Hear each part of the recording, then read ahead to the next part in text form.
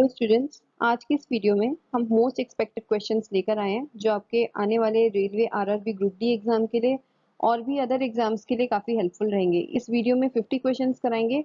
ये कुछ general questions हैं, इसमें पॉलिटी वगैरह, हिस्ट्री, मैथ्स, रीजनिंग, इसमें कई सारे सब्जेक्ट्स का मिक्सचर है और ये वो क्वेश्चंस हैं जो आपको तैयार करने चाहिए। आपका कोई भी अपकमिंग एग्जाम है उसमें आपकी हेल्प करेंगे। हमारे इसी यूट्यूब चैनल आकलन पर आरआरबी ग्रुप डी एग्जाम का एनालिसिस भी चल रहा है। जो जो रोज पेपर हो रहे हैं फर्स्ट मॉर्निंग शिफ्ट में, उसको हम इस चैनल पर लेकर आते हैं, उसका एनालिसिस लेकर।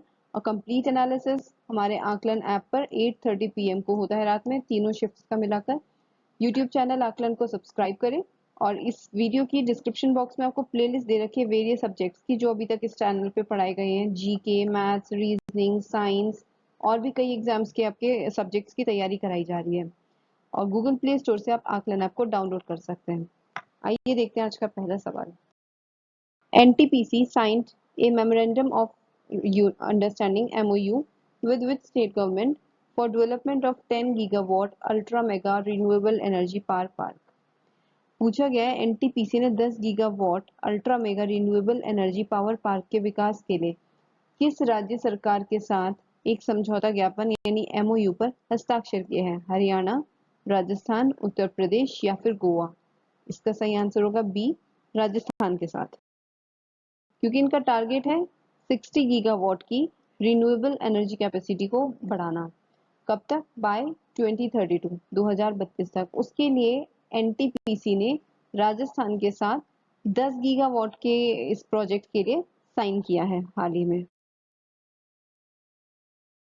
The Indian Vegetable Oil Producers Association, that is IVPA, have signed MOU with which country's Palm Oil Council to further cooperation between the two organizations to promote the use of palm oil। जो IVPA है यानी Indian vegetable oil producer association ने ताड़ के तेल के उपयोग को बढ़ावा देने के लिए दोनों संगठनों के बीच सहयोग को आगे बढ़ाने के लिए किस देश की पाम ऑयल काउंसिल के साथ MOU पर हस्ताक्षर किए, ये आपको बताना है। श्रीलंका, मलेशिया, बांग्लादेश या फिर ऑस्ट्रेलिया? इसका सही आंसर है बी, मलेशिया। जो पाम ऑयल होता है ये हमारा बहुत ज़्यादा यूज़ होता है कुकिंग और नॉन कुकिंग दोनों ही पर्पस में। कुकिंग में तो इसका यूज़ होता ही है, आप जितने भी ये पैकेज्ड प्रोडक्ट्स खाते हैं तो उसकी मैन्युफैक्चरिंग में भी इसको यूज़ किया जाता है। साथ ही साथ कॉस्मेटिक्स में भी, ब्यूटी प्रोडक्ट्स में भी इसका इस्तेमाल किया जाता है और कई तरीके की इसकी एप्लीकेशन से बहुत जगह इसको यूज़ किया जाता है। और इसके मेनली जो दो प्रोड्यूसर्स हैं, एक है इंडोनेशिया और एक है मलेशिया। सबसे ज़्यादा इन्हीं दो देशों से हमें ये मिलता है। तो यहाँ पर IVPA ने MOU साइन किया है मलेशिया की MPOC के साथ, यानी मलेशियन पाम ऑयल काउंसिल, इसके साथ MOU साइन किया है ताकि और भी ज़्यादा बढ़ावा मिले इसके use. Who was appointed as a director in the Prime Minister's office? PMO में निदेशक के रूप में किसे नियुक्त किया गया है? श्वेता सिंह, राज शुक्ला, जी अशोक कुमार या रंजना प्रकाश देसाई? इसका सही आंसर है ए, श्वेता सिंह को। ये एक IFS ऑफिसर रही हैं और इनको हाल ही में PMO में एज अ डायरेक्टर अपॉइंट किया गया। ये काफी इंपॉर्टेंट क्वेश्चन है, आने वाले किसी भी एग्जाम में पूछा जा सकता है। क्वेश्चन में आपसे पूछा गया है who took charge as the new chief executive officer of NITI Aayog? NITI Aayog के नए मुख्य कार्यकारी अधिकारी के रूप में किसने कार्यभार संभाला? CEO, पहले अभी कौन रहे हैं इसके CEO? जो अभी रिसेंटली अभी तक जिन्होंने सर्व किया है इस पोस्ट पर वो है अमिताभ कांत। और अब उनको किसने रिप्लेस किया है? इसका सही आंसर होगा बी, परमेश्वरम अय्यर जी ने। के साथ ही आपको ये पता होना चाहिए कि नीति आयोग की स्थापना कब की गई थी? 1 जनवरी 2015 को नीति आयोग बनाया गया था और इसने किसकी जगह ली थी? प्लानिंग कमीशन को डिसॉल्व करके नीति आयोग हमारा बनाया गया था। और नीति आयोग ना ही तो एक कॉन्स्टिट्यूशन बॉडी है, यानी कि ना तो किसी संविधान में इसको किसी आर्टिकल में मेंशन है, और ना ही ये एक स्टैट्यूटरी बॉडी है, यानी कि वैधानिक बॉडी भी नहीं, किसी पार्लियामेंट के एक्ट के द्वारा भी इसको नहीं बनाया गया है। एक एक्स्ट्रा कॉन्स्टिट्यूशनल बॉडी कहलाती है। ये चीज कई बार एग्जाम में पूछी जाती है।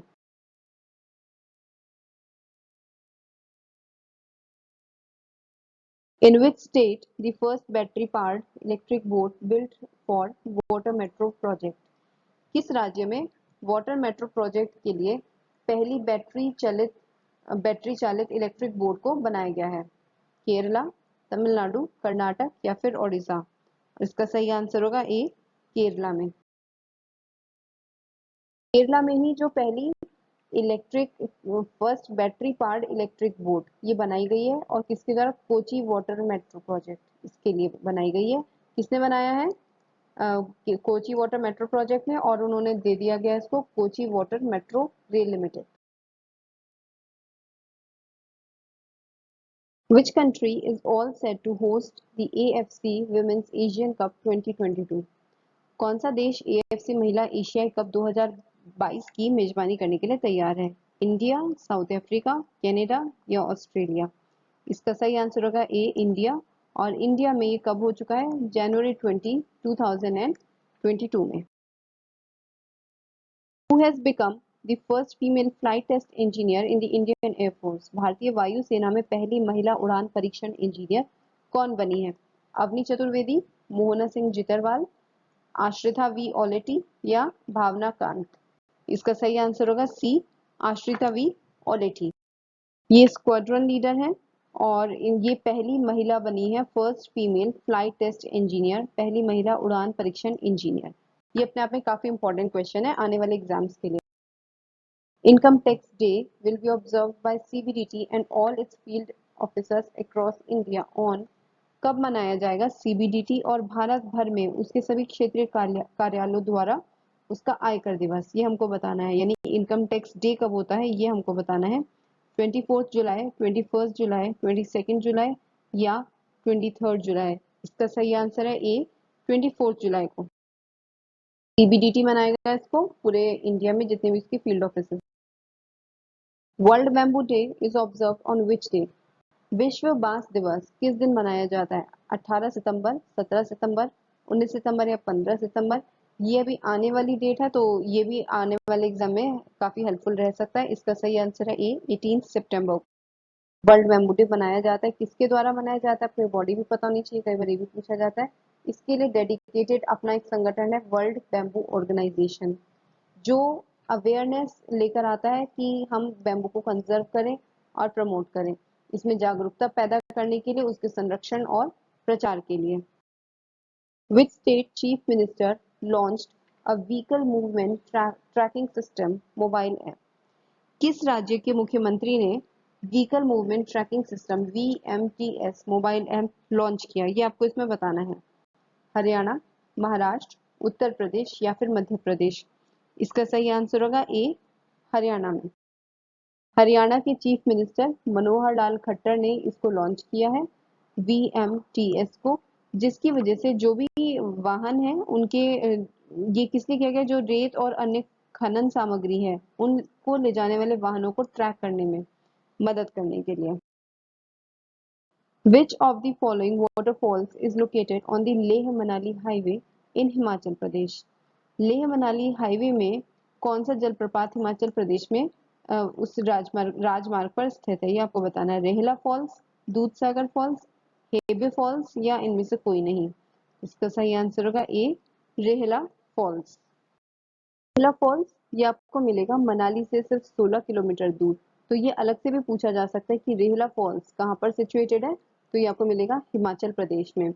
यहाँ की खासियत ये है कि यहाँ पे बहुत ही घना जंगल है, डेंस फॉरेस्ट है, और ये अपने आप में मेल्टिंग ग्लेशियर्स का एक हिस्सा है। इसके अलावा ऑप्शंस में एक दूध सागर फॉल्स था, ये भी बहुत इंपॉर्टेंट है, अक्सर एग्जाम में पूछा जाता है। ये जो दूध सागर फॉल्स है ये कहाँ मिलता है? ये हमको मिलता है गोवा में। The soil conservation method in which mountain slope is cut into steps is? मृदा संरक्षण की वह विधि जिसमें पर्वतीय ढाल को चरणों में बांटा जाता है उसे क्या कहा जाता है? Cover planting, contour plugging, strip cropping या टेरेसिंग? इसका सही आंसर होगा डी, टेरेसिंग। आपने अक्सर पहाड़ों पर देखा होगा, जितने भी पहाड़ी इलाके होते हैं उनमें अक्सर हमें इस तरीके की टेरेसेस, जैसे सीढ़ीदार खेती हमें मिलती है। वो बड़े बड़े उस पूरे ग्रीन एरिया को ही इस तरीके से काट देते हैं, ताकि इससे क्या होता है कि सॉइल इरोजन नहीं होता। ये नहीं कि मिट्टी का बहाव ऐसा है और एकदम से सब कुछ नीचे चला गया। इसमें क्या होता है, पानी से रुक रुक कर जाता है, तो उससे फसलें इतनी खराब नहीं होती, और पहाड़ों के लिए ये बहुत ज्यादा मतलब इजी भी रहता है ये इस पे काम करना। टेरेस फार्मिंग हम इसको बोलते हैं, और इसमें सीढ़ियों की तरह ही इसको बनाया जाता है ताकि इफेक्टिव वे में असरदार तरीके से खेती की जा सके। Which of the following was a tax imposed on temporary tenants during the Gupta period? निम्नलिखित में से कौन सा कर गुप्त काल के दौरान अस्थायी किराएदारों पर लगाया गया था? ये हमको बताना है। उपारी कर, महाप्रतिहार, उद्रंग या वातभूत। इसका सही आंसर होगा ए, उपारी कर। ये किस पर लगाया गया था? टेम्पररी टेनेंट्स, जो अस्थायी किराएदार हैं उन पर। और किसके समय पे लगाया गया था ये भी आपको पता होना चाहिए, गुप्त काल के दौरान। गुप्ता पीरियड के जितने भी टैक्सेस हैं उनकी अलग अलग डेफिनेशन है, वो सब आपको पता होनी चाहिए। जैसे आ गया उपारी कर, उद्रंग। उपारी कर जो लगाया जाता है था ऑन टेम्पररी टेनेंट्स, जो अस्थायी किराएदार है, जबकि उद्रंग लगाया जाता है। उद्रंग भी अलग से पूछा जा सकता है, ये अपने आप में इंपॉर्टेंट है कि उद्रंग क्या है। तो एक तरीके का वाटर टैक्स है या एक तरीके का पुलिस टैक्स भी इसको बोला जा सकता है। What is the minimum age to become the president of India? Bharat के राष्ट्रपति बनने के लिए न्यूनतम आयु क्या है? 18 साल, 25 साल, 30 साल या 35 साल? इसका सही आंसर होगा डी, 35 ईयर्स।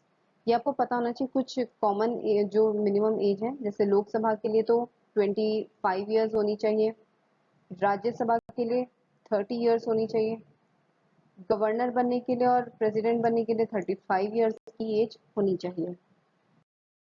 रिसेंटली आपको पता होगा द्रौपदी मुर्मू जी को बनाया गया 15th president of India. When were the first general elections to लोक सभा held? लोकसभा के पहले आम चुनाव कब हुए थे? 1951, 1952, 1953 या फिर 1954? इसका सही आंसर होगा बी, 1952।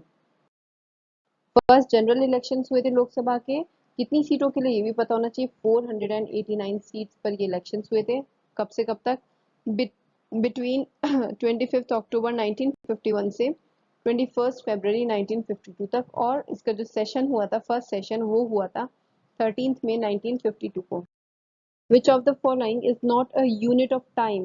इसमें से कौन सी समय की इकाई नहीं है, ये बताना है। सोलर ईयर यानी सौर वर्ष, ट्रॉपिकल ईयर यानी कि उष्ण कटिबंधीय वर्ष, लीप ईयर अधिवर्ष, और लाइट ईयर प्रकाश वर्ष। आप देखेंगे सभी के एंड में ईयर है तो लगता है कि सब टाइम होंगे, लेकिन लाइट ईयर जो डी है वो इसका सही आंसर है। Light year is not a unit of time, in fact light year is a unit of distance, कि कितना समय लगता है लाइट को पूरा पार करने में, वो हमारा होता है light year. The resistance of an electric bulb drawing 1.2 current at 6 volt is, हमें बताना है कितना उसका प्रतिरोध होगा एक बल्ब का जिसमें 6 वॉट पर 1.2 एम्पियर का करंट फ्लो कर रहा है। तो इसके लिए एक सिंपल सा फॉर्मूला होता है वोल्टेज का, ओम्स लॉ आपने पढ़ा ही होगा, V is equal to I into R. तो वोल्टेज हमारी कितनी दे रखी है, 6 वोल्ट। हमें आर निकालना है ना, आर कितना हो जाएगा, V अपॉन आई हो जाएगा उसी फॉर्मूले से, क्योंकि V is equal to I R, ये ओम्स लॉ होता है। तो 6 अपॉन आई कितना है 1.2, पॉइंट हटेगा तो ऊपर 0 लग जाएगा, ये आ जाएगा 5 ओम, ये इसकी यूनिट है। When we cut an onion, synthase enzyme converts the amino acid sulfoxides of the onion into which acid? जब हम प्याज काटते हैं तो सिंथेस एंजाइम प्याज के अमीनो एसिड सल्फॉक्साइड को किस एसिड में परिवर्तित करता है, ये हमको बताना है। Sulphenic oxide, nitric oxide, citric oxide या सल्फ्यूरिक एसिड? इसका सही आंसर होगा ए, सल्फेनिक एसिड में। जब भी प्याज को काटा जाता है तो एक तो ये एंजाइम पता होना चाहिए कि सिंथेस एंजाइम, ये इंपॉर्टेंट है। ये बदलता है, कन्वर्ट करता है अमीनो एसिड सल्फॉक्साइड को इनटू सल्फेनिक एसिड में। और सल्फेनिक एसिड क्या है, ये एक तरीके का ऑर्गेनो सल्फर कंपाउंड है और एक ऑक्सो एसिड है। इसका फॉर्मूला भी आपको पूछा जा सकता है, RSOH, ये आपको पता होना चाहिए। What is boron? बोरॉन क्या है? नॉन मेटल, मेटल, कंपाउंड या फिर मेटेलॉइड? तो बोरॉन क्या है, अपने आप में मेटेलॉइड यानी कि उपधातु है। मेटेलॉइड वो एलिमेंट्स होते हैं जो ना तो प्रॉपर मेटल्स की ही कैटेगरी में आते हैं। आपको पता है मेटल की प्रॉपर्टीज कौन कौन सी होती है, उसमें लस्टर यानी कि उसमें एक चमक होनी चाहिए, शाइन होनी चाहिए, वो ब्रिटल नहीं होते हैं, और कई तरीके की मेटल की प्रॉपर्टीज है। नॉन मेटल जो धातु नहीं है वो होते हैं, लेकिन बोरॉन इन दोनों की दोनों की ही कैटेगरीज की प्रॉपर्टीज को अपने अंदर रखता है, इसलिए वो एक मेटलॉइड है। Blood enters the kidney through, जो रक्त है वो गुर्दे में किसके द्वारा प्रवेश करता है? रीनल आर्टरी, गुर्दे की धमनी, एक्सटर्नल इलियक आर्टरीज, या फिर एक्सिलरी आर्टरी, या फिर उलनर आर्टरी। इसका सही आंसर होगा ए, रीनल आर्टरी, यानी कि गुर्दे की धमनी के द्वारा। Which of the following blood group has no antigen, कोई भी एक ऐसा रक्त समूह कौन सा है जिसमें कोई प्रतिजन नहीं है? ए, बी, ए बी, या फिर ओ। इसका सही आंसर है डी, ओ। और आपको एक और चीज पता होनी चाहिए कि ओ ब्लड ग्रुप को हम क्या कहते हैं? Universal donor. और इसका रीजन यही है, ये किसी को भी अपना खून दे सकते हैं क्योंकि इनके अंदर कोई भी एंटीजन नहीं होता, तो ब्लड की क्लॉटिंग की समस्या आती ही नहीं। Among the following animals, choose the one having 3 pairs of legs. निम्नलिखित दिए गए जानवरों में से हमें 3 जोड़ी पैर वाले जानवरों को चुनना है। स्कॉर्पियन यानी कि बिच्छू, बग, माइट यानी कि घुन या स्पाइडर। इसका सही आंसर होगा बी, बग। एक चीज होती है सेंटीपीड और मिलीपीड। ऐसा होता है जैसे पीड मतलब पैर और सेंटी मतलब हंड्रेड्स, मिली मतलब थाउजेंड्स। तो ये माना जाता है कि इसमें 100 and 1000 लेग्स होती है, लेकिन ऐसा हमेशा नहीं होता। कई बार मिलीपीड्स में सिर्फ 3 पेयर्स ऑफ लेग्स ही होते हैं। उसका एक एग्जांपल हमने अभी देखा है। Which of the following vitamin is known as beauty vitamin? ये बहुत इंपॉर्टेंट क्वेश्चन है। ब्यूटी विटामिन के नाम से, सौंदर्य विटामिन के नाम से किसे जाना जाता है? विटामिन ई, डी, बी, या फिर के को? इसका सही आंसर होगा विटामिन ई को। आप अक्सर देखेंगे विटामिन ई की कैप्सूल भी आती है और कई ब्यूटी प्रोडक्ट्स में इसका इस्तेमाल किया जाता है। उसके अलावा आपको ये भी पता होना चाहिए एक्स्ट्रा इन्फॉर्मेशन के तौर पर कि कौन से विटामिन है जो कि फैट सोल्यूबल है। तो वो विटामिन ए, डी, ई और के, ये फैट में घुल जाते हैं। Where did the game of chess originated? शतरंज के खेल की शुरुआत कहाँ से हुई? भारत यानी इंडिया, पर्शिया यानी फारस, अरेबिया यानी अरब, यूरोप। इसका सही आंसर होगा ए, इंडिया में। और आज का नहीं, ये कुछ भी नहीं तो कम से कम 1500 साल पहले की बात है, और इस यहीं से इंडिया से इसकी शुरुआत हुई थी। कब? बिफोर 6th century एडी, यानी कि 600 एडी से पहले की ये ओरिजिनेटेड इसकी डेट है। Name the first female Nobel prize winner from India. ये तो आपको पता ही होगा कि पहली महिला नोबेल पुरस्कार विजेता कौन है इंडिया से? इंदिरा गांधी, मदर टेरेसा, कविता कृष्णन या सरोजिनी नायडू। इसका सही आंसर है B, Mother Teresa. She was the first Indian women to win a Nobel peace prize. शांति का पुरस्कार मिला था उन्हें नोबेल में, ये भी पूछा जा सकता है किस कैटेगरी में और किस ईयर में मिला था। This is also important, in the year 1979 में। इन्होंने मिशनरीज ऑफ चैरिटी बनाई है जो आपको अक्सर कई शहरों में मिलेंगी। रोमन कैथोलिक रिलीजियस कॉन्ग्रीगेशन जो एक जगह इकट्ठे होकर ये प्रेयर करते हैं उनकी। और उन्होंने सोशल वर्क, समाज सेवा के लिए काफी कार्य किया। Front is the currency of which country? Front किस देश की मुद्रा है? ये आपको बताना है। जमाइका, हंगरी, रुआंडा या पैराग्वे। इसका सही आंसर होगा बी, हंगरी की। Select the related words from the given alternative. आपको बताना है इसमें कौन सा नंबर आएगा। यहाँ पर देखो 68 के बाद आया 6436, तो 95 के बाद क्या आएगा? इस वीडियो के डिस्क्रिप्शन बॉक्स में हमने मैथ्स और रीजनिंग की भी, साथ में और भी सब्जेक्ट्स की वीडियोस दे रखी है, उनकी प्लेलिस्ट दे रखी है, उन्हें आप जरूर देखिए। उसमें इस तरीके के बहुत सारे क्वेश्चन अच्छे से प्रैक्टिस करा रखे हैं। रीजनिंग की वीडियो में आपको मिल जाएंगी, पूरी सीरीज है 25 क्वेश्चन की। अभी तक आपने अगर उन्हें नहीं देखा है तो आप इन वीडियोस को जरूर देखिए, आपकी प्रैक्टिस बहुत अच्छी हो जाएगी आने वाले किसी भी एग्जाम के लिए। तो 68 से 6436 कैसे बनता है? 8 है, 8 का हमने स्क्वायर किया, ये बन गया 64। उसके पहले 6 है, 6 का स्क्वायर किया तो बन गया 36, तो ये बन गया 6436। ऐसे 95 को कैसे कर सकते हो? पहले 5 का स्क्वायर हो जाएगा 25 और फिर 9 का स्क्वायर हो जाएगा 81, तो इसका सही आंसर हो जाएगा बी, 2581। जो स्टूडेंट्स पहले से रीजनिंग के क्वेश्चन करते आ रहे हैं मेरे साथ साथ, उनका क्वेश्चन काफी जल्दी हो गया होगा। अगर अभी तक इन क्वेश्चंस का सोल्यूशन समझ में आया है, अच्छे लगे हैं ये क्वेश्चंस, तो आप इस वीडियो को लाइक जरूर करें और हमारे यूट्यूब चैनल आकलन को सब्सक्राइब करें। Choose the odd number pair, हमें इसमें से विषम संख्या की जोड़ी बतानी है। 2564 से 21 कैसे आया होगा? इस तरीके के क्वेश्चन भी हमने रीजनिंग में काफी देखे हैं। तो इसमें क्या होता है, आप इसमें कोई फिक्स पैटर्न नहीं है, आपको देखना होता है कि ये नंबर आप कैसे ला सकते हो। ये ऐसे लिखा है 2564, तो लास्ट नंबर में से पहला नंबर माइनस कर दो, ये आ गया 2, और थर्ड नंबर में से सेकेंड नंबर माइनस करोगे, आ गया 1 तो 21 हो गया। ऐसे यहाँ पर देखो 3797, 7 में से 3 माइनस किया, ये आ गया 4, 9 में से 7 माइनस किया, आ गया 2, तो वही लिखा है यहाँ पे 42। इसको देखो 1497, 9 माइनस 1 तो आ गया आपका यहाँ पे 8, और फिर 7 माइनस 4 तो आ गया 3, ये भी ठीक है। लेकिन इसको देखो 2 और 4 को माइनस करते हैं तो आ गया, लेकिन 2 माइनस 4 हमें आखिरी में से पहले वाला करना होगा, तो 2 माइनस 4 तो माइनस 2 हो जाएगा ना, 4 होना चाहिए था लास्ट में, इसलिए ये वाला गलत हो जाएगा, इसमें डी ही हो जाएगा इसका odd one out. HCF of two polynomials is x plus 3। दो बहुपदों का जो HCF है वो कितना दे रखा है, x plus 3 है। जो उनका LCM है वो कितना दे रखा है, x cube minus 7x plus 6। अब दिया गया है अगर उनमें से एक बहुपद या one polynomial is x square plus 2x minus 3, तो दूसरा हमें बताना है कितना होगा। ये वाले क्वेश्चन आपने मेरे साथ मैथ्स की वीडियो में किए होंगे, मैथ्स में मैंने जो आपको कराए थे उसमें सीरीज थी, उसमें एक दिन HCF LCM के क्वेश्चंस उसमें हमने रखे थे। तो HCF LCM में एक फॉर्मूला लगता है that LCM multiply by HCF is equal to number product of numbers, यानी कि जो भी दोनों संख्याएं हैं उनका कितना गुणनफल होगा वो प्रोडक्ट ऑफ नंबर्स, और ये बराबर किसके आ जाएगा, LCM इंटू HCF के। वही आपको इस इक्वेशन में पुट करना है। और फॉर्मूले को हम इस क्वेश्चन को हम किस तरीके से सॉल्व करेंगे, product of two number A multiply B is equal to HCF into LCM। तो आपको जब कोई एक नंबर निकालना होता है तो आप क्या करोगे, HCF और LCM को मल्टीप्लाई करोगे डिवाइडेड बाय जो नंबर आपको दे रखा है। इस फॉर्मूले का यूज करके हम इसे पूरा सॉल्व करेंगे।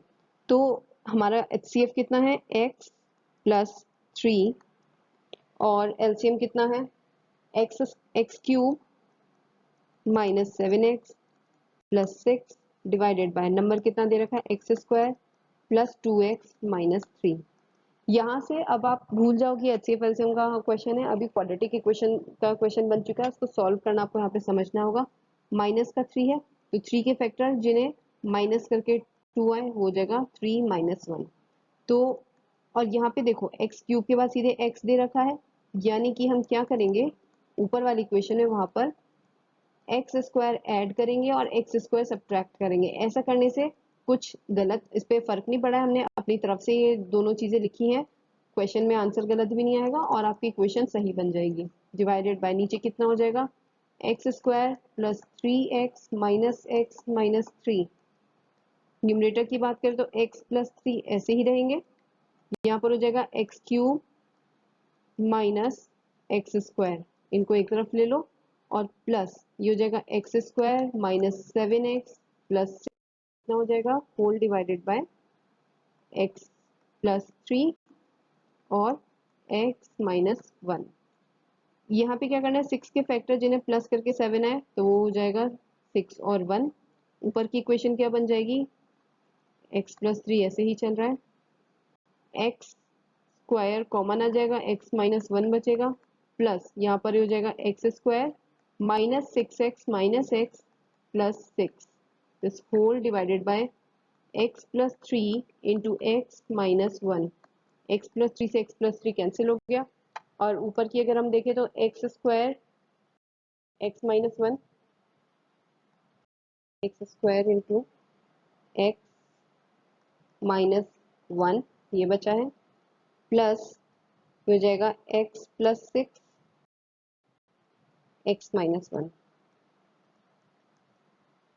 इस पूरे में से अभी क्या कॉमन आ जाएगा, x माइनस 1, ऊपर से कैंसिल हो जाएगा नीचे से, तो ये कितना आ जाएगा, x square plus x minus 6, ये बच गया है आपका नंबर।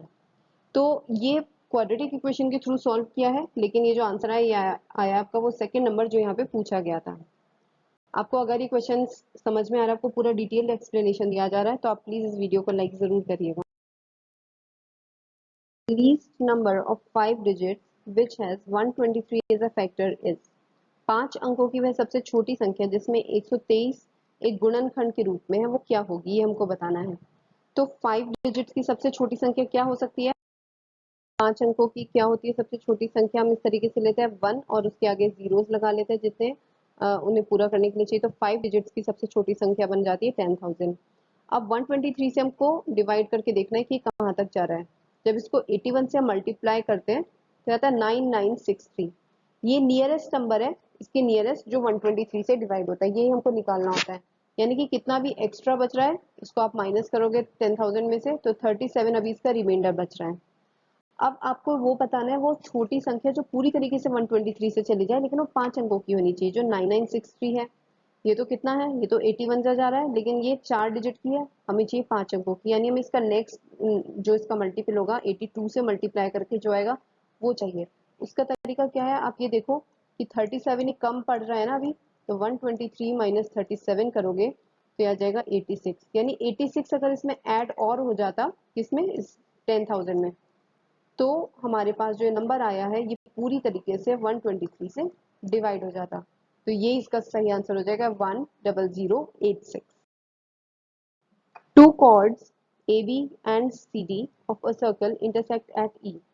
एक वृत्त की दो जीवाएं AB और CD E पर इस प्रकार प्रतिच्छेदित करती हैं such that AE is equal to 2.4 cm, B equals to 3.2 cm and CE is 1.6। हमें बताना है the length of DE कितनी होगी। टू कॉर्ड्स जब आपको दिया गया तो इस तरीके से एक सर्कल है, एक वृत्त आपको बताना है, उसकी दो जीवाएं यानी कि दो कॉर्ड्स इस तरीके से हैं, ये ए बी सी और डी, ये किस पर मिल रही है, ई पर मिल रही है। तो इसका फॉर्मूला क्या होता है, A E multiply by B E is equal to, यानी ये हिस्सा इस हिस्से के साथ मल्टीप्लाई करो और ये वाला हिस्सा इसके साथ, सी ई मल्टीप्लाई बाय डी ई। ये हमको बताना है कितना होगा। इसमें आप सारी वैल्यूज जब रखोगे तो फिर डी ई की वैल्यू निकल आएगी। डी ई की वैल्यू कितना हो जाएगा, A E 2.4 into B E 3.2 divided by C E 1.6। कितना आ जाएगा, ये 2 से चला जाएगा और ये आ जाएगा 4.8 सेंटीमीटर का सही आंसर है। Ratio of square of volume of two cylinders is as to b. दो बेलन यानी कि सिलेंडर शेप की बात की जा रही है, उनके आयतन का वर्गों का अनुपात है as to b and the ratio of their radius is x to y. जो उनकी त्रिज्याएं हैं उनका अनुपात है x to y. Then what is the ratio of their heights, तो उनकी ऊंचाइयों का अनुपात क्या होगा ये आपको इसमें बताना है। वॉल्यूम का फॉर्मूला क्या होता है सिलेंडर का यानी कि बेलन का, पाई आर स्क्वायर एच। तो जब आप इन दोनों का रेशियो लेते हो तो कितना हो जाएगा, pi R two square H two, pi से पाई कैंसिल हो जाएगा। इधर इसका जो स्क्वायर आपको दे रखा है वो वॉल्यूम का वो दे रखा है ए इज टू बी, इसका स्क्वायर हो जाएगा। और यहाँ पर आप देखोगे जो रेडियस है इनका स्क्वायर कितना दे रखा है, ये दे रखा है आपको x अपॉन वाई, यानी कि a अपॉन बी का square is equal to x upon Y का square into h1 over h2। तो हाइट्स का रेशियो निकालना है, h1 ओवर h2 कितना आ जाएगा, ये इधर आके क्रॉस मल्टीप्लाई आ जाएंगे, a square y square over ये ऊपर चला जाएगा और ये नीचे आ जाएगा बी स्क्वायर एक्स स्क्वायर। ये इसका सही आंसर हो जाएगा। Two spheres of radius 22 and 17 units are melted. 22 और 17 इकाई त्रिज्या वाले दो गोलों को पिघलाकर एक गोला बनाया गया, made into one spear.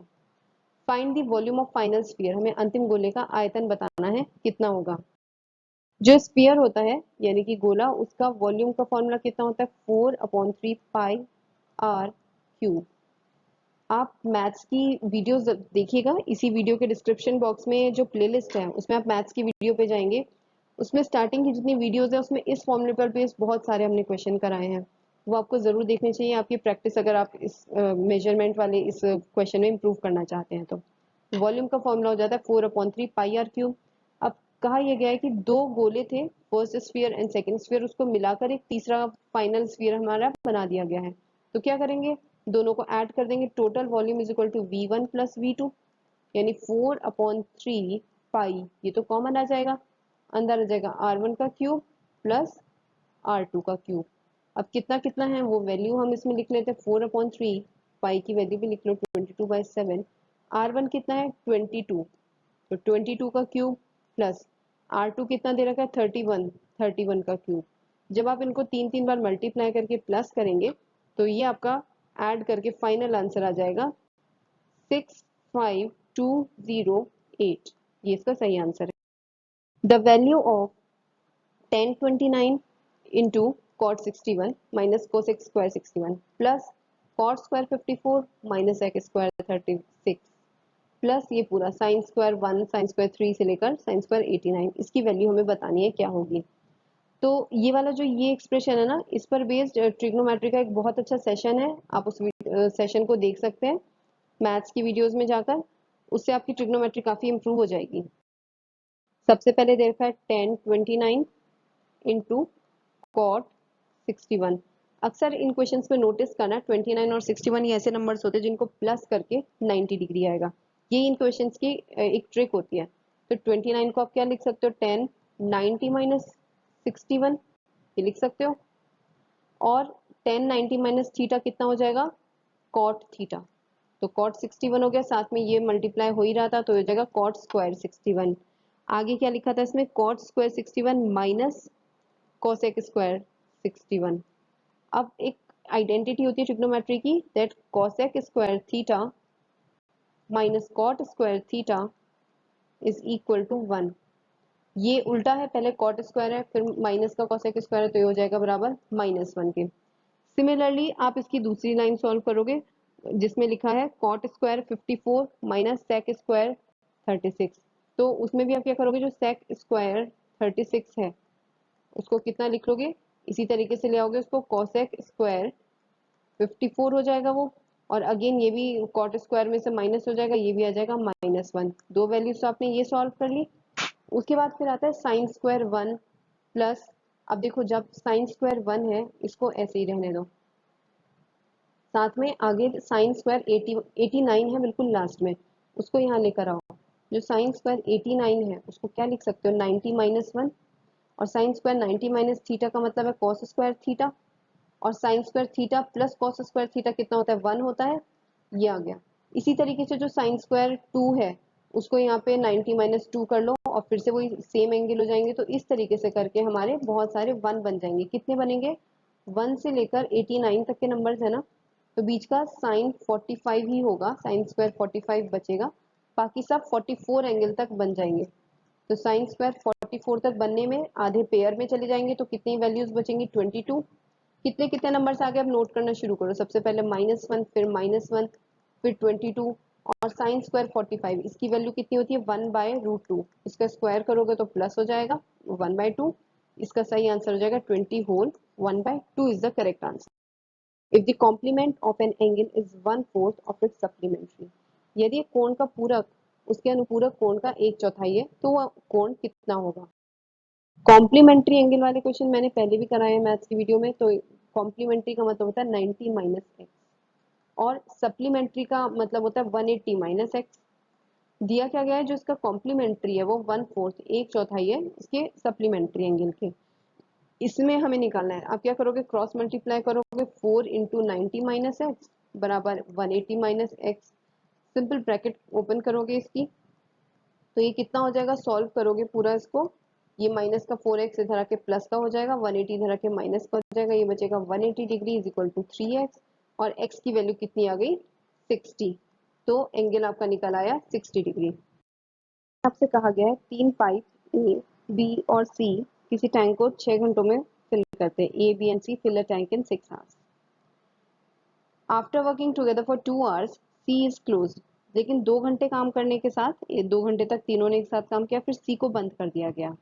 Then A and B can fill the remaining part in 7 hours. जो बचा हुआ शेष भाग है उसको A और B 7 घंटे में भर सकते हैं। हमें पूछा गया है the number of hours taken by C alone to fill the tank. अगर C अकेले काम करता तो पूरा टैंक भरने में उसे कितना समय लगता है। तो इस तरह के क्वेश्चन को हम टाइम एंड वर्क वाले मेथड से ही करते हैं। सबसे पहले आपको दे रखी है A, B और C, इन तीनों की कंबाइंड एफिशिएंसी आपको दे रखी है। कितना लिखा है, can fill a tank in 6 hours, यानी कि इनकी एफिशिएंसी, इनकी क्षमता कितनी है, 1/6। यही करते हैं। इसमें क्या फॉर्मूला होता है, बेसिक इसका फॉर्मूला जो होता है कि जितने लोग हैं इंटू जितना उन्होंने काम किया, m1 d1 जितने दिन तक किया is equal to m2 d2।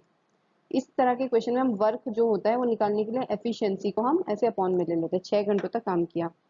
लेकिन उसके बाद क्या हुआ कि 2 घंटे काम करने के बाद 2 आवर्स तक तीनों ने साथ काम किया, यानी कि 2 घंटे में कितना काम हुआ होगा, 2 इंटू 1/6। तीनों ने एक साथ काम किया तो 1/3 काम किया तीनों ने मिलकर, ए, बी और सी ने। अब बचा कितना काम है, remaining work is equal to, remaining work हो जाएगा 1 माइनस 1/3, क्योंकि जो भी टोटल होता है वो हमेशा 1 होता है। उसमें से आप कितना काम हो चुका है, 1/3 हो चुका है, वो निकाल दो, तो काम कितना बचा, 2/3 हमारा वर्क लेफ्ट है। इसमें अब हम क्या करेंगे, 2/3 काम करने को, इसमें कौन करेगा इस काम को, सिर्फ और सिर्फ ए एंड बी करेंगे। सी अब हट चुका है 2 घंटे के बाद, यहाँ तक किया था, सी ने फिर सी चला गया, उसका रोल खत्म। तो ए और बी मिलकर इस काम को कितनी देर में करेंगे, ए एंड बी लिखा है क्वेश्चन में कि ये दोनों अकेले इस बचे हुए शेष काम को 7 घंटों में पूरा कर सकते हैं। यानी कि 2 जो काम है उसको काम करने की क्षमता कितनी हो जाएगी, 1/7, किसकी, ए और बी की। तो 2/21 ये आ गया ए और बी का कंबाइंड वर्क। अब ये तो क्या है कि ए और बी 1 घंटे में कितना काम कर सकते हैं, लेकिन हमसे पूछा क्या गया, सी 1 घंटे में कितना काम करेगा। तो 1 आवर में सी कितना काम करेगा, टोटल का जो वर्क था ए बी और सी का, उसमें से माइनस कर दो आप ए और बी वाला। इतना सिंपल क्वेश्चन है। ए बी सी का टोटल वर्क कितना था, 1/6, उसमें से माइनस कर दो 2/21। जब इसको आप एलसीएम लेकर सॉल्व करोगे तो ये आपका पूरा सॉल्व होकर आ जाएगा 1/14। इसका मतलब ये तो एफिशिएंसी आ गई, सी की एफिशिएंसी, उसकी क्षमता कितनी है, तो सी कितने टाइम में काम पूरा करेगा, 14 घंटे में वो अकेला उस पूरा टैंक को भर देगा। What value will come in place of question mark, ये पूछा गया, यहाँ पे क्या वैल्यू आएगी, 100 प्लस 50 इंटू 2। तो दो तरीके होते हैं क्वेश्चन को करने के, या तो आप गलत तरीके से करेंगे, 100+5 पहले कर लेंगे और मल्टीप्लाई 2 बाद में, लेकिन ये गलत है। मैंने आपको मैथ्स की वीडियो में ये क्वेश्चंस करा रखे हैं, बॉड मास रूल से हम इन्हें सॉल्व करते हैं, यानी कि ब्रैकेट ऑफ, और यहाँ से बात करें तो पहले डिवाइड, फिर मल्टीप्लाई, फिर एडिशन, फिर सब्ट्रैक्शन। तो जैसे आप देखते हो तो सबसे पहले आप उसको क्या करोगे, डिवाइड, डिवाइड नहीं है तो मल्टीप्लाई, और मल्टीप्लाई करने के बाद फिर आपका अगला स्टेप क्या होता है, ऐड, और फिर होता है आपका सब्ट्रैक्ट। ये 5 नहीं है 50 है, तो 50 टू हो जाएगा 100, 100 प्लस 100 हो जाएगा 200, इसका सही answer. How many pieces of 0.85 metre can be cut from a rod of 42.5 metre long, यानी टोटल आपको रॉड की लंबाई कितनी दे रखी है, 42.5, उसमें से आपको 0.85 इस लेंथ की आपको छोटे छोटे इसमें से पीसेस काटने हैं। नंबर ऑफ पीसेस का जब भी फॉर्मूला, मतलब सवाल पूछा जाता है नंबर ऑफ पीसेस, तो क्या करो, टोटल लेंथ अपॉन में जितनी भी उसकी लेंथ आपको करनी है वो रख लो, उसको डिवाइड करोगे तो ये कितना आ जाएगा, सॉल्व होकर 50, यानी कि इसमें से टोटल 50 पीसेस आप काट सकते हैं। If A plus B means A is the brother of B. देखो ये वाले जो सवाल है बहुत इंपॉर्टेंट है। अभी आप अगर इसी यूट्यूब चैनल पर आकलन पे ही आप देखेंगे, आरआरबी के जो ग्रुप डी के एग्जाम चल रहे हैं डेली, उनका एनालिसिस हम पोस्ट करते हैं, दोपहर में वो किया जाता है, और कंप्लीट एनालिसिस 8:30 PM पर किया जाता है आकलन ऐप पर, आप उसे देख सकते हैं। तो उसमें आप देखेंगे क्वेश्चन हर बार पूछा जाता है ये वाला, कि प्लस का मतलब है कि वो भाई है, परसेंटेज का मतलब है फादर है, मल्टीप्लाई का मतलब है कि वो सिस्टर है। इसमें अलग अलग तरीके से अलग रिलेशन देकर, लेकिन यही चीज पूछी जाती है। तो ये बहुत इंपॉर्टेंट क्वेश्चन है, और ये आपको हमारी रीजनिंग की हर वीडियो में वाला क्वेश्चन जरूर मिलेगा। तो पूछा गया है कि इसमें से क्या, कौन सा स्टेटमेंट है जिससे हम पता लगा सकते हैं कि एम पी के अंकल हैं, यानी एम पी के चाचा हैं। इस क्वेश्चन को करने का तरीका है कि आप ऑप्शन वाइज जाएं। सबसे पहले ए ऑप्शन उठाएं, एम परसेंटेज एन, परसेंटेज का क्या मतलब दे रखा है, फादर, तो एम हो गया एन का फादर, यानी एम का बेटा हुआ एन, और मल्टीप्लाई का मतलब दे रखा है सिस्टर, और एन की बहन पी, तो ये तो चाचा वाला रिलेशन नहीं हो पाएगा। इसके आप सारे ऑप्शन ट्राई करें। मैं आपको डी करके दिखाती हूँ, एम प्लस के, यानी कि एम प्लस के, एम और के कैसे हो गए, भाई हो गए। देखो यहाँ प्लस का मतलब ये क्वेश्चन में दे रखा है ना, प्लस मीन्स ब्रदर, तो एम और के हो गए भाई। के बाद फिर क्या है, परसेंटेज, परसेंटेज मतलब क्या दे रखा है यहाँ पर आपको, परसेंटेज मीन्स फादर, यानी के is the father of T, के का बेटा हुआ टी, और मल्टीप्लाई का मतलब आपको पता ही है सिस्टर, और टी की बहन हुई पी, यानी कि पी और टी के जो फादर हैं उनके भाई हैं एम, तो क्या हो गए, पी और टी के चाचा हो गए। यही हो जाता है सही आंसर, का सही आंसर आ जाएगा D. Pointing to a photograph, Anjali said, एक फोटो की तरफ इशारा करते हुए अंजलि ने कहा, he is the son of only son of my grandfather.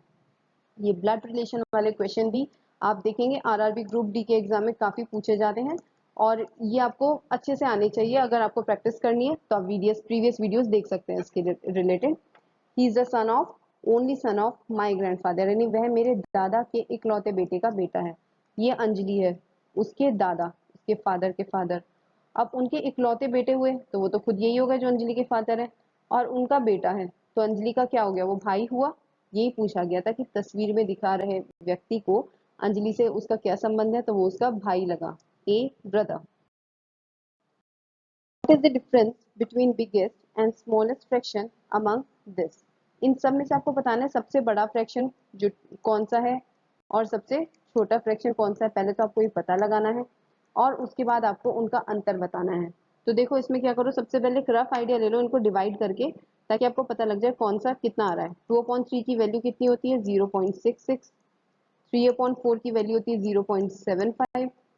5/4 की वैल्यू होती है 0.8, और 6/5 की वैल्यू होती है, सॉरी 5/6 की वैल्यू होती है 0.83। तो इतना आपको आइडिया लग चुका होगा इसमें से कौन सा सबसे बड़ा फ्रैक्शन है, 0.83 वाला यानी 5/6। सबसे छोटा कौन सा है, 2/3।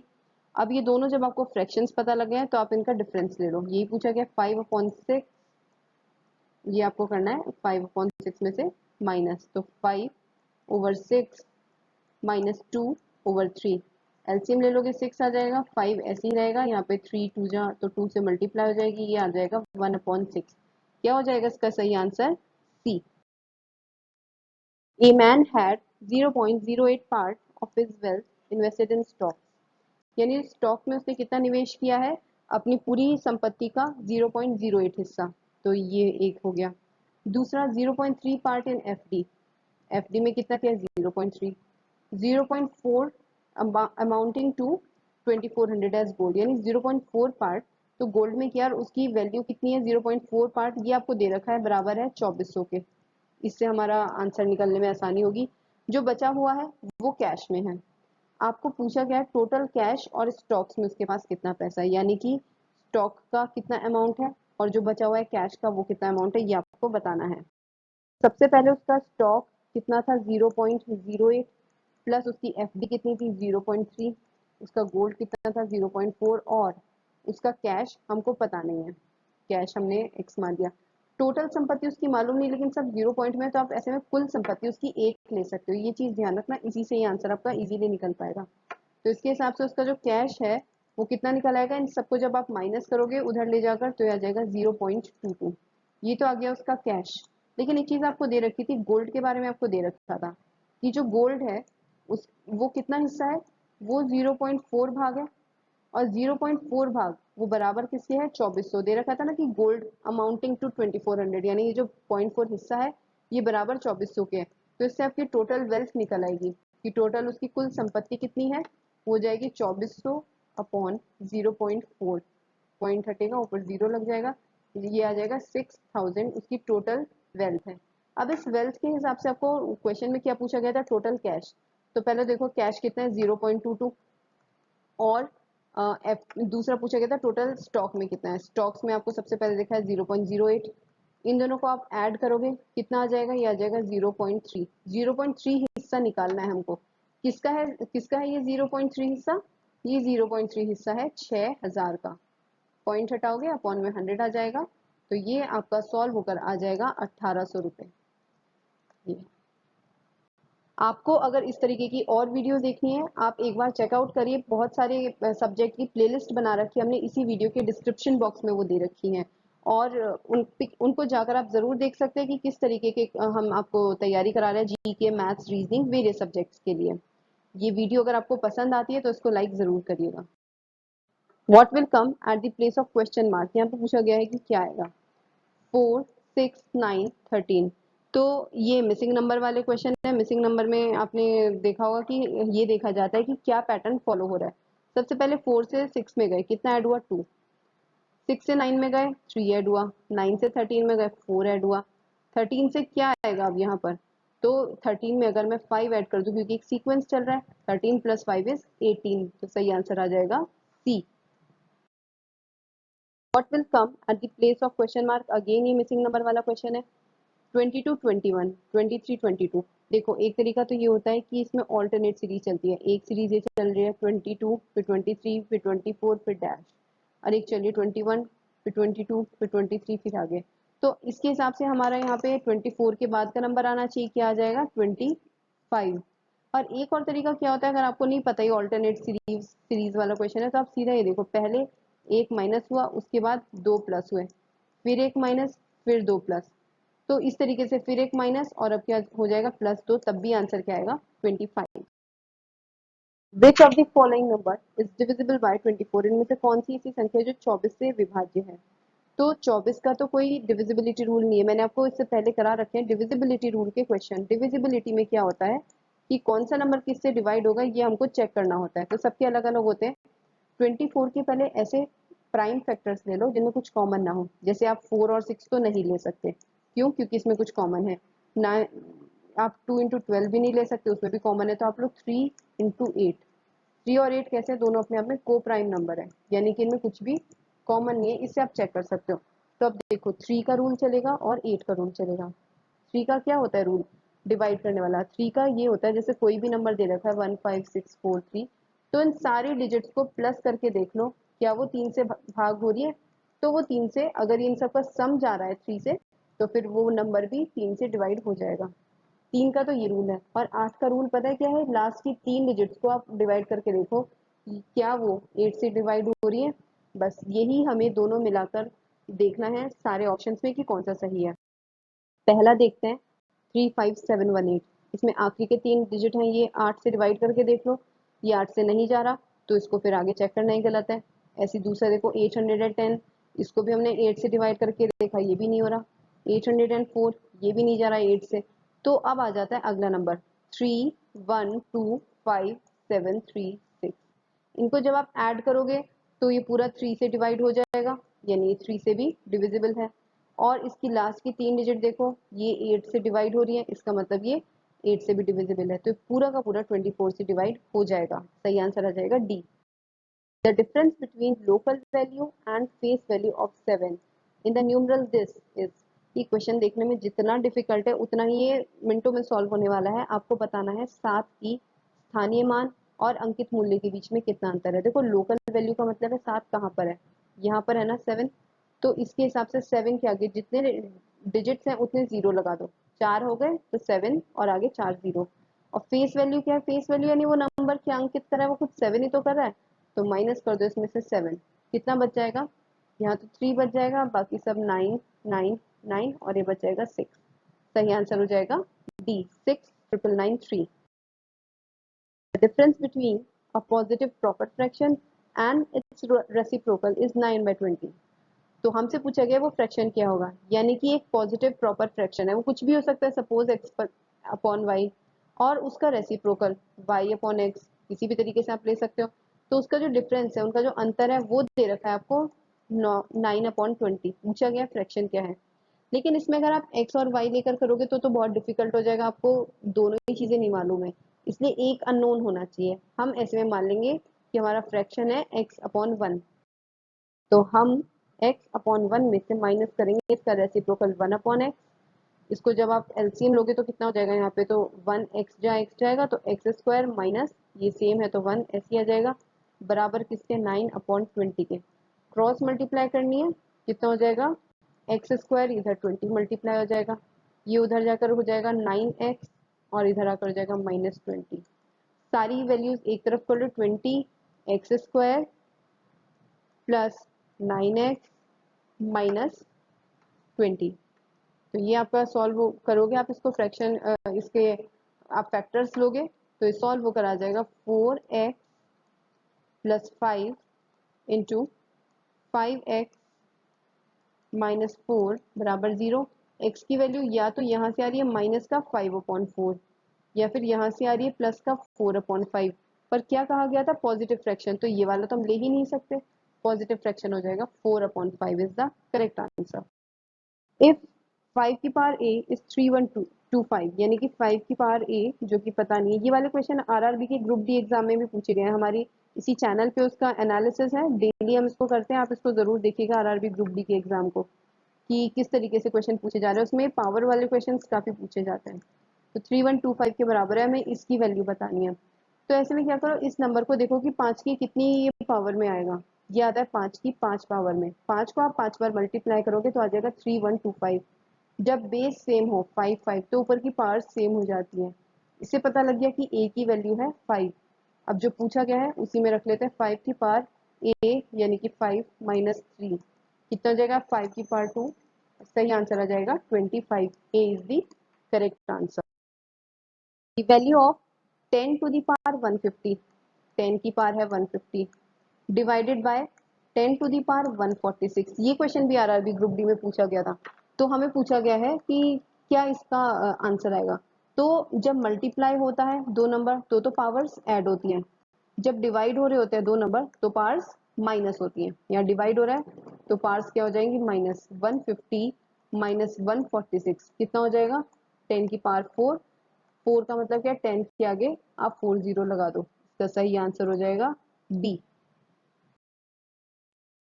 अनुपम said to a lady sitting in a car। अनुपम ने कार में बैठी एक महिला से कहा, The only daughter of the brother of my wife is the sister-in-law of the brother of your sister।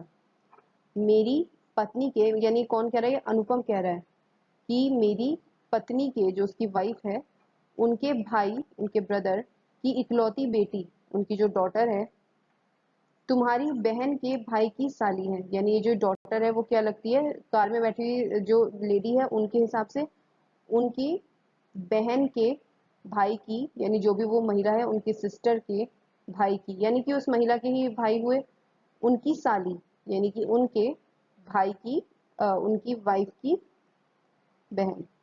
यही तो हुआ। तो ये हमें बताना है कि अनुपम का उस महिला से जो उस कार के अंदर बैठी है क्या रिलेशन है। महिला का पति, सॉरी, जो वो बैठी है उनके हस्बैंड का अनुपम से किस तरीके का रिलेशन है। देखो ये क्वेश्चन देखने में थोड़ा सा डिफिकल्ट है लेकिन बहुत इजी है। जब आप इसका पूरा फ्लो चार्ट बना के सॉल्व करोगे तो आराम से आ जाएगा। इसका सही आंसर है डी, दामाद, सन इन लॉ। तो ये थे आज के मोस्ट एक्सपेक्टेड क्वेश्चंस। ये वो क्वेश्चंस है जो आने वाले किसी भी एग्जाम में आपके लिए बहुत ज़्यादा हेल्पफुल रहने वाले हैं। आप इन क्वेश्चंस को साथ साथ नोट करें, प्रैक्टिस करें और हमारे यूट्यूब चैनल पर आरआरबी ग्रुप डी एग्जाम का एनालिसिस चल रहा है, उसे भी ज़रूर देखें। साथ ही आकलन ऐप में आपको टेस्ट सीरीज मिल जाएंगी, बल्कि इसी वीडियो के डिस्क्रिप्शन बॉक्स में एक लिंक दे रखा है जो आपको आकलन ऐप पे लेके जाएगा। वहाँ पर आप एज इट इज़ जो आरआरबी में क्वेश्चन पूछे जा रहे हैं उन्हीं का ही वो टेस्ट सीरीज का लिंक है, उसे अटेम्प्ट करके देख सकते हैं किस तरीके से आपकी तैयारी चल रही है। ये वीडियो आपको अगर पसंद आई है, क्वेश्चन समझ में आए तो उसको लाइक ज़रूर करें। गूगल प्ले स्टोर से आकलन ऐप को डाउनलोड करें और हमारे यूट्यूब चैनल को सब्सक्राइब करें।